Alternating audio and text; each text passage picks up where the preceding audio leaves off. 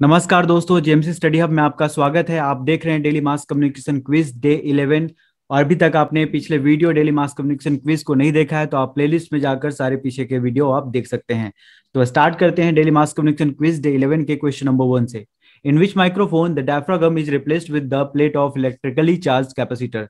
Electrically charged capacitor का किस microphone के साथ क्या जो इसका डायफ्रागम है जो रिप्लेस किया जाता है। चलिए, आपके सामने ऑप्शन है conditioner, ribbon, dynamic, all of this. जल्दी से बताइए किस माइक्रोफोन में डायफ्रागम को रिप्लेस किया जाता है इलेक्ट्रिकली चार्ज कैपेसिटर के प्लेट से। टाइप्स ऑफ माइक्रोफोन से बहुत सवाल आते हैं आपको। रिबन माइक्रोफोन, कंडीशनर माइक्रोफोन और डायनेमिक माइक्रोफोन। और डायरेक्शनल बेसिस पे जो माइक्रोफोन होती है, ओमनी डायरेक्शनल, बाई डायरेक्शनल और यूनि डायरेक्शनल माइक होती है, वो सारी चीजें भी आपको पढ़नी होगी टाइप्स ऑफ माइक्रोफोन से। चलिए आंसर आ रहे हैं, let's check the right answer क्या है। Condenser microphone. कंडेंसर माइक्रोफोन और डायनेमिक माइक्रोफोन और रिबन माइक्रोफोन, ये तीनों में बहुत अंतर है। मैं आपको डायग्राम के बेसिस पे तीनों को समझाऊंगा।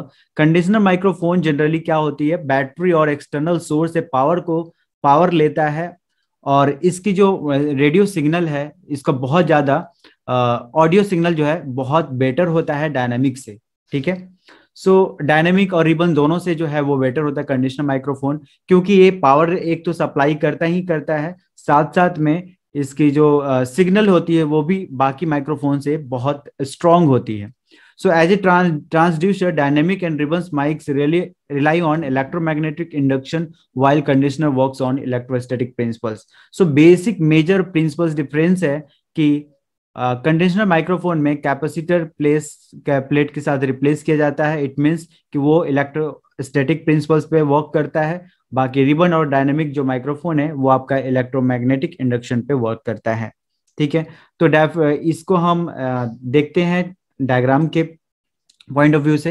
ये देखिए, 3 डायग्राम है आपके डायनेमिक, रिबन और कंडीशनर माइक्रोफोन का। डायनेमिक माइक्रोफोन में क्या होता है, it convert sound waves into audio signals via electromagnetic induction. ये डायनेमिक और रिबन दोनों किस प्रिंसिपल पे वर्क करता है, इलेक्ट्रोमैग्नेटिक इंडक्शन प्रिंसिपल्स पे वर्क करता है। आप देख सकते हैं यहाँ पे कि इलेक्ट्रोमैग्नेटिक जो और पोल पीसेस हैं, जैसे मैग्नेटिक पोल पीसेस और इलेक्ट्रिकल लीड्स, ये दोनों रिबन माइक्रोफोन में सेम है। दोनों रिबन माइक्रोफोन में और डायनेमिक माइक्रोफोन में सेम है, बल्कि यहाँ पे आप देखिए सिर्फ इलेक्ट्रिकल लीड्स और कैपेसिटर का यूज होता है, रिप्लेस करते हैं हम डायफ्रागम को। So here it only converts into audio signals via electromagnetic induction से, और यहाँ पे वाया इलेक्ट्रोस्टैटिक प्रिंसिपल से। सो ये दो major difference on the basis of principles. ध्यान रखिएगा, डायनेमिक और रिबन में इलेक्ट्रोमैग्नेटिक इंडक्शन पे वर्क करता है ये माइक्रोफोन, और वहीं क्या जो कंडेंसर माइक्रोफोन है आपका इलेक्ट्रोस्टैटिक प्रिंसिपल्स पे वर्क करता है। चलिए मूव करते हैं क्वेश्चन नंबर 2 से। क्वेश्चन नंबर 2 क्या है, who authored the passing of traditional society. जल्दी से बताइए, who authored the passing of traditional society. बहुत फेमस और इंपॉर्टेंट बुक है। Everett Rogers, Adam Smith, Daniel Lerner, Walt Whitman, Rostow. Passing of traditional society बहुत important, और इस book में जनरली 7 कंट्रीज की सर्वे रिपोर्ट है, जो आप उसको पढ़ने के बाद आप ये जान सकते हैं कि मीडिया किस तरीके से उस सारे कंट्रीज में वर्क किया। जहां जहां मीडिया गया वहां वहां उस चीज का डेवलपमेंट हुआ। और चलिए जल्दी से बताइए इसका राइट आंसर क्या है। Okay, so let's check. Daniel Lerner authored The Passing of the Traditional Society. So this important book reports on interprets studies implemented primarily during 1956 Middle East Arab countries. वो 6 अरब कंट्री कौन कौन है, Lebanon, Egypt, Syria, Jordan और Iran. ये 6 country की जो report है इस बुक में है, the passing of traditional society में। रही बात करते हैं दूसरे ऑप्शंस की। इवर्ट रोजर्स का, इन्होंने डिफ्यूजन ऑफ इनोवेशन थ्योरी दिया है। ठीक है, diffusion of innovation Everett M Rogers के द्वारा। ये कब दिया गया था, 1962 में। ठीक है, एडम स्मिथ की बात करते हैं तो एडम स्मिथ, इनको फादर ऑफ इकोनॉमिक्स भी बोलते हैं। ठीक है, फादर ऑफ इकोनॉमिक्स। और इन्होंने एक बहुत फेमस बुक जो है इनका एडम स्मिथ का, वो है the wealth of nation. The wealth of nation, ये बुक का नाम भी याद रखना है, क्योंकि ये इस तरीके से भी पूछा जा सकता है। बहुत बार जो है ये सवाल पूछे गए, मैच ऑफ द फॉलोइंग में भी पूछे गए हैं बुक्स एंड ऑथर से, और डायरेक्ट क्वेश्चंस भी आते हैं, ठीक है। सो डायरेक्ट क्वेश्चन पे आ सकता है। द वेल्थ ऑफ नेशंस जो है आपको याद रखना है, एडम स्मिथ ने ऑथर किया है, और इनको हम फादर ऑफ इकोनॉमिक्स भी बोलते हैं। वॉल्ट वाइटमैन रोस्टो जो है, ये अमेरिकन इकोनॉमिस्ट है। Okay, he was an American economist, और इन्होंने स्टेज ऑफ इकोनॉमिक ग्रोथ भी दिया है, बताया है स्टेज ऑफ इकोनॉमिक ग्रोथ के बारे में। कौन कौन सा जो स्टेज है जो इकोनॉमिक ग्रोथ के लिए इम्पॉर्टेंट है किसी भी कंट्री के लिए, ठीक है। किसी भी कंट्री के लिए क्या कौन कौन सा स्टेज है जो डेवलप्ड होने के लिए वो चीजें होना जरूरी है, उस स्टेज से आपको पास करना पड़ता है। वो 5 स्टेप्स क्या है, 5 स्टेज क्या है, वो आपको इम्पॉर्टेंट है, वो आप नोट डाउन कर सकते हैं, क्योंकि ये सीक्वेंस में अरेंज करने के लिए आपका आ सकता है कि वर्ल्ड वाइटमैन रोस्टो का जो स्टेज ऑफ इकोनॉमिक ग्रोथ है, ठीक है, उन्होंने कौन कौन से स्टेज की बात की है जिसमें एक डेवलप्ड कंट्री बनने के लिए उन स्टेज से आपको पास होना पड़ता है, ठीक है। सो वो जो है 5 steps through which all countries must pass to become developed. So that stage are, you can write it down, that first number is traditional society. Okay, first traditional society. Second is precondition to take off. Okay, preconditions to take off. And third is only take off. Okay, number fourth, drive to maturity. Drive to maturity. And number fifth, age of high mass consumption. Okay, the age of high mass consumption. Okay, so you have to note it down that I am repeating here.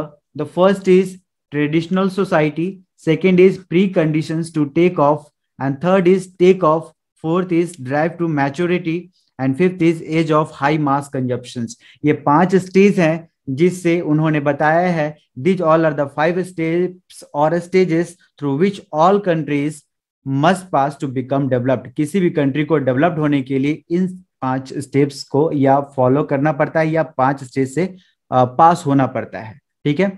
सो इनका ये world Whiteman का, ये American economist थे, इस हिसाब से वो किसी कंट्री की इकोनॉमी के बारे में वो सोचते थे। चलिए मूव करते हैं अगले सवाल की ओर। नेक्स्ट है Yakshagana, a folk theatre form belongs to which state, ठीक है। यक्षगान जो है एक फोक डांस है, फोक थिएटर है, किस स्टेट का है? चलिए जल्दी से बताइए। महाराष्ट्र, केरला, असम, कर्नाटका। यक्षगान, इस तरीके से भी मैच द फॉलोइंग आता है आपके से, एक लेफ्ट साइड आपके स्टेट्स के नाम, राइट साइड आपके उस स्टेट्स के पर्टिकुलर फेमस फोक डांस या फोक थिएटर्स रहते हैं, तो आपको मैच द फॉलोइंग करना होता है। सो ये इंपॉर्टेंट है। इस फोक डांस से बहुत सारे सवाल पूछे गए हैं, प्रीवियस ईयर क्वेश्चंस को आप अगर एनालाइज कीजिए तो उसमें पूछे गए हैं। चलिए देखते हैं राइट आंसर। राइट आंसर है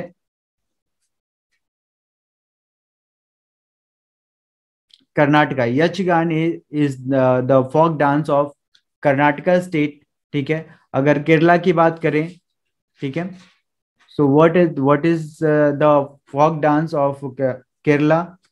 जल्दी से बताइए। केरला का जो फोक डांस है वो है कथकली। ओके, महाराष्ट्र का तमाशा और लवानी। बहुत ये दोनों फेमस फोक थिएटर्स या फोक डांसेस हैं महाराष्ट्र स्टेट के। असम का बिहू, ये आपको पता होना चाहिए। असम का बिहू, महाराष्ट्र का तमाशा, लवानी, और केरला का कथकली, ठीक है। कर्नाटका का यक्षगान। चलिए मूव करते हैं अगले सवाल की ओर। नेक्स्ट है, who wrote a theology of liberation? आपको बताना है कि ए थियोलॉजी ऑफ लिबरेशन किसने लिखा है। चलिए जल्दी से बताइए। Paulo Freire, Augusto Boal, Gustavo Gutierrez, Noam कॉमस्काई।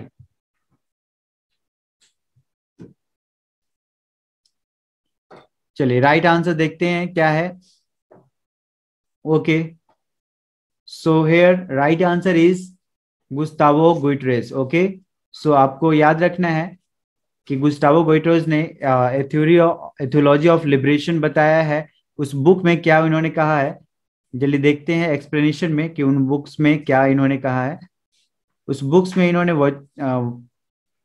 बताया कि theology of liberation history politics celebration 1971 में ये टाइटल था उनका। उन्होंने उस बुक में बताया है explains his notions of Christian poverty as an act of loving solidarity with the poor as well as a liberty protest against property. उन्होंने प्रेम पूर्वक एकजुटता का गरीबी जो भी क्रिश्चियनिटी पॉवर्टी था उस क्रिश्चियनिटी पॉवर्टी के खिलाफ एक उदार विरोध करना। ठीक है, एक गुस्तावो गुइटरेस का एक तरीके से उन्होंने उस बुक में बताया है। ठीक है, तो एथियोलॉजी ऑफ लिबरेशन में यही चीजें हैं। ठीक है, कि उदारवादी विरोध, ठीक है, एक उदार विरोध करना, एक क्रिश्चियनिटी गरीबी के एक प्रेम पूर्वक एकजुटता होकर गरीब के खिलाफ खड़ा होना। ठीक है, और भी वो प्रोटेस्ट ऐसा प्रोटेस्ट कि वो एक उदारवादी विरोध जिसको कहते हैं उदार विरोध। ठीक है, उस तरीके से वो उन्होंने बुक में डिफाइन किया है। अगर बात बात करते हैं अदर्स ऑप्शंस का, तो पॉलो फेरो के बारे में आपको पता होगा, he was an Brazilian educator. ये क्या थे? Brazilian educator. Okay, so he non for the influential work. कौन से ये काम के लिए सबसे ज्यादा ये इनको नोन है? वो pedagogy of the oppressed. Okay, ये आपको मैच द फॉलोइंग में बहुत इंपॉर्टेंट है, pedagogy of the oppressed. Okay, many of the times that type of questions has been asked in the previous year questions. Okay, Paulo Ferro, Gustavo Gutierrez, Augusto Boal, Noam कॉम्स्काई, ये एक आपके column हो सकता है। उसके इनके जो जो आइडियाज हैं या कोई और बुक्स हैं, ठीक है, वो भी हो सकते हैं। आपको मैच द फॉलोइंग करना होगा। ठीक है, सो आपको याद रखना है कि पॉलो फेरो क्या है, पेडागोजी ऑफ द ऑपरेस्ड जो है उन्होंने कॉन्सेप्ट दिया है। ठीक है, he was an Brazilian educator. और गुस्तावे गुइटरेस जो थे वो क्या है, फ्रेंच फिलोसफर थे। Okay, he was an French philosopher. इन्होंने सबसे इंपॉर्टेंट बुक लिखी है theology of liberation. Augusto ball की बात करते हैं, तो अगस्टो बॉल जो है वो concept of positivism, concept of positivism Augusto ball ने दिया है। ठीक है, सो आपको याद रखना है ये अगस्टो बॉल का। नॉम कॉम्स्काई की बात करें तो he was an American linguist. Okay, American linguist जिन्होंने लैंग्वेज पे बहुत काम किया है, और इन्होंने एक थ्योरी दिया है universal grammar theory. Okay, universal grammar theory. ये आपको सारे थ्योरी जो भी हैं ये आपको याद रखने हैं। नॉम कॉम्स्काई ने यूनिवर्सल ग्रामर थ्योरी एक आइडियाज दिया। कॉन्सेप्ट ऑफ पॉजिटिविज्म की बात अगस्टो बोल ने किया, और गुस्तावो गुइटरेस ने अपने सबसे इंपॉर्टेंट बुक जो है थ्योरी ऑफ लिबरेशन लिखा। पॉलो फेरो ने एक पेडागोजी ऑफ द ऑपरेस्ड जैसा आइडिया दिया। उन्होंने पेडागोजी, क्योंकि वो एजुकेटर थे, इन्होंने इसलिए पेडागोजी ऑफ द ऑपरेस्ड जैसे आइडियाज को बाहर लेकर आया। ठीक है, चलिए मूव करते हैं अगले सवाल की ओर। नेक्स्ट है, those who are reluctant to adopt modernization process are called what? जल्दी से बताइए। आपने अगर डिफ्यूजन ऑफ इनोवेशन अगर पढ़ा है एवर्ट एम्ब्रोजस का, तो आप बता सकते हैं इस क्वेश्चन का। Those who are reluctant to adopt modernization process are called what? चलिए राइट आंसर देखते हैं क्या है। लगार्ड्स। लगार्ड्स उनको कहते हैं जो लेफ्ट सबसे पीछे में अडॉप्ट करते हैं किसी इनोवेशंस का। ठीक है, जो सबसे आखिरी में अडॉप्ट करते हैं किसी भी इनोवेशन का, वो है लगार्ड्स उनको कहते हैं। सिर्फ लगार्ड्स ही नहीं, बहुत सारे उन्होंने स्टेज में बात किया जो सबसे पहले अडॉप्ट करते हैं उनको क्या कहते हैं, उसके बाद कौन होते हैं, उसके बाद कौन होते हैं। सो फॉलोड बाई सबसे जो लास्ट में होता है वो लगार्ड्स होता है। Here you can read, laggards are the last to adopt an innovations. Unlike some of the previous categories, individuals in the category show little no leadership. ठीक है, एडॉप्टर्स लेट मेजोरिटी और early majority की बात करें तो सबसे पहला आपके सीक्वेंस में, ये क्रोनोलॉजिकल सीक्वेंस में पूछा जा सकता है ये। ठीक है, आपसे सारे जो है जितने जो स्टेप्स हैं, जो सबसे पहले होते हैं फिर उसके बाद क्या होते हैं, वो आपके सारे आपके पास दिए रहेंगे, आपको बताना होगा कि अरेंज करना होगा सारे आइडियाज को जो उन्होंने बात किया है, ठीक है। सो क्रोनोलॉजिकल सीक्वेंस में क्या आएगा, क्रोनोलॉजिकल सीक्वेंस में सबसे पहले इनोवेटर्स होते हैं, जो सबसे पहले इनोवेटर्स, ओके। उसके बाद होते हैं अर्ली अडॉप्टर्स, उसके बाद होते हैं अर्ली मेजोरिटी, और फोर्थ नंबर पे होते हैं लेट मेजोरिटी, और फिफ्थ होते हैं लगार्ड्स। सबसे लास्ट जो होते हैं इनोवेशन को जो अडॉप्ट करते हैं वो लगार्ड्स होते हैं। ये one, early adopters two, early majority three, and four late majority, and fifth is laggards. ये आपको क्रोनोलॉजिकल सीक्वेंस से पूछा जा सकता है और आपको अरेंज करना होगा। सो डोंट बी कंफ्यूज, ठीक है। अगर इस एवर्ट एम रोजर्स की जो डिफ्यूजन ऑफ इनोवेशन है उनमें ये सारे बताए गए हैं, इसका चर्चा किया गया, डिस्कशन किया गया है। और डिफ्यूजन ऑफ इनोवेशन क्या है? It is a theory which that seeks to explain how, why and what rate the new ideas and technologies are spread, ठीक है। कैसे एक आइडिया और कोई टेक्नोलॉजी स्प्रेड होती है, डिसिमिनेट होती है, ठीक है। जिस तरीके से इंफॉर्मेशन डिसिमिनेट होता है, तो कोई भी आइडियाज की या कोई भी टेक्नोलॉजी का कैसे डिसिमिनेट होता है, कौन कौन सा स्टेज में डिसिमिनेट होता है, वो सारे स्टेज का इन्होंने डिस्कस किया है, ठीक है। तो आपको सारे स्टेज को याद करना है, ठीक है, क्योंकि क्रोनोलॉजिकल सीक्वेंस में पूछा जा सकता है, ठीक है। तो इसमें देखिए किस तरीके से डायरेक्ट क्वेश्चन पूछा गया कि सबसे लास्ट में जो अडॉप्ट करते हैं किसी मॉडर्नाइजेशन प्रोसेस को, उसको क्या कहते हैं? लगार्ड्स कहते हैं, ठीक है। तो सबसे पहला भी पूछा जा सकता है और आपसे क्रोनोलॉजिकल सीक्वेंस में पूछा जा सकता है। चलिए अगले सवाल की मूव करते हैं। PTI started functioning. पीटीआई जो है किस वर्ष जो है फंक्शन करना स्टार्ट कर दिया था? जल्दी से बताइए। या इट्स वेरी इजी क्वेश्चन। 1949 में पीटीआई जो है वो फंक्शन करना स्टार्ट कर दिया था। हालांकि इट्स 27 ऑफ अगस्त 1947 में बना था, बट ये फरवरी 1949 से फंक्शन करना स्टार्ट कर दिया था, ठीक है। सबसे इंपॉर्टेंट इस क्वेश्चन में एक और है कि इसका आपको चेयरमैन कौन है अभी, पीटीआई का चेयरमैन? तो पीटीआई का भी चेयरमैन है अविक सरकार, ठीक है।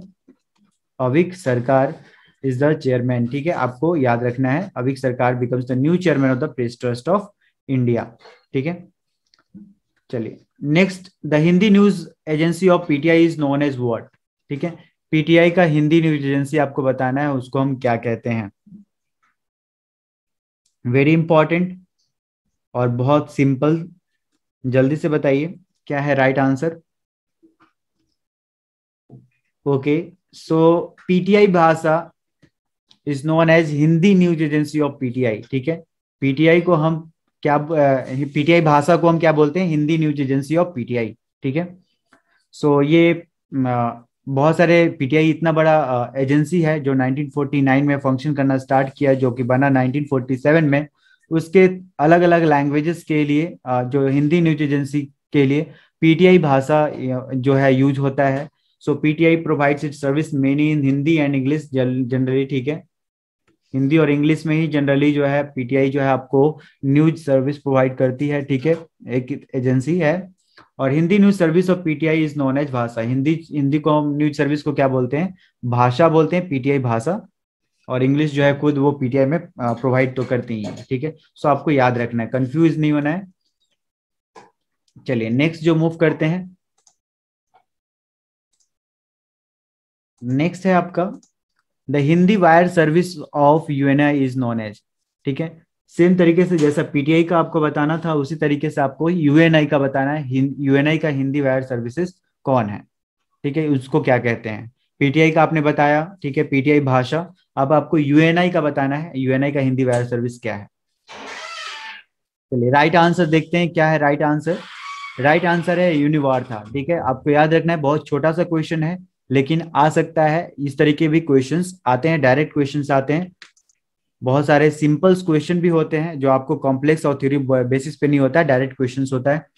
So UNI was the first to start a multilingual news service. यूनिवार था जो यूएनआई है, सबसे पहला न्यूज एजेंसी था जो मल्टी लैंग्वेज न्यूज में सर्विस प्रोवाइड करना शुरू किया, ठीक है। और इसकी जो इस्टेब्लिशमेंट हुई थी वो फर्स्ट में 1982 में हुई थी, 1982 में, ठीक है। आपको याद रखना है। और that provides new service to Hindi newspapers, ठीक है। ये हिंदी न्यूज़पेपर्स में प्रोवाइड करने के लिए 1982 में ये स्थापना हुआ था इसका। सो आपको याद रखना है पीटीआई का भी और यूएनआई का भी। चलिए, पीटीआई को हम क्या कहते हैं, पीटीआई भाषा, और यूएनआई का हिंदी वायर सर्विस को हम यूनिवार्ता बोलते हैं। चलिए नेक्स्ट है, which of the following is the first news agency in the world. World की सबसे पहला न्यूज एजेंसी आपको बताना है कौन है।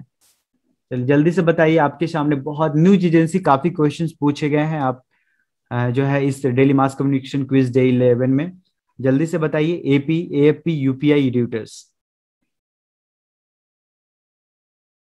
चलिए आंसर क्या है, पहला वर्ल्ड का पहला न्यूज एजेंसी आपको पता होगा, एएफपी जो है वो सबसे पुराना न्यूज एजेंसी है, ठीक है। एएफपी का कब आया था, एएफपी एएफपी 1835 में आया था, ठीक है। 1835 में, जिसको हम क्या बोलते हैं, एजेंस फ्रांस प्रेस भी बोलते हैं, ठीक है। सो ये एक इंटरनेशनल न्यूज एजेंसी है जिसका हेडक्वार्टर कहाँ है, पेरिस में है, यानी फ्रांस की कैपिटल में है।